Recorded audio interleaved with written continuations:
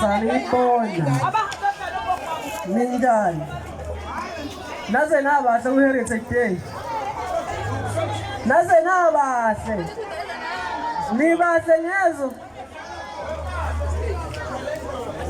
Manjani? UmZulu namhlanje inyanga yamagugu. Namhlanje usuku lwethu thina maZulu kuyinyanga yamagugu, kujabula ozinegugu nonomagugu magugu. Masigubhe lolu suku maZulu, masigubhe lolu suku siziqhenye sizazi singamaZulu. Masingabi mnyama kuphela ngokwebala, kepha nangolimi lwethu masikhuluma okuyikona, siziveze ukuthi singamaZulu maZulu. Qoqa vunula uziqhenye uzigqaje uzazi ungumZulu. Mzulu masibuyise ubuntu kubantu bakwethu. Masigubhe sihloniphe lolu suku lwethu olukhulu kangaka.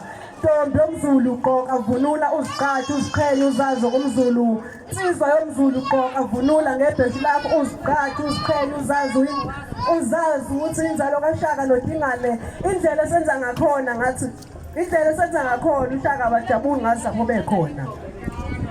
Sesikhohle okuyisiko lethu, sesikhohle na ukuthi yini na ibheshu, sesikhohle na ukuthi yini na ubuhlalu, sesikhohle na ukuxhasa umuntu omnyama. MZulu masibuyise ubantu bakwethu.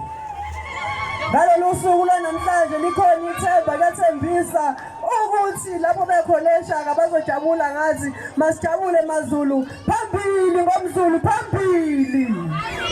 Phambili ngomZulu phambili. Phambili. Sabe kahle maZulu. Usandile Macaba lona wenza inkondlo ephinde abe nebrand networking. Cabantu mhlambe siyayazi. Mawukuthi ukhona angigqokile namhlanje. Mawukuthi ukhona oyidingayo ngicela xhumane nobhuti lapha noma uZweli, angimboni uZweli. Noma uZweli noma makhona azoyidinga ngikhona lapha. Ngiyabonga. Sibe kahle njalo baZulu sihlonipheni. Ubhuti lo ogqoke ubaba wethu event and promotion. Yebo baba. Ngiyabonga. Asishale izandla uSandile simshale izandla kakhulu.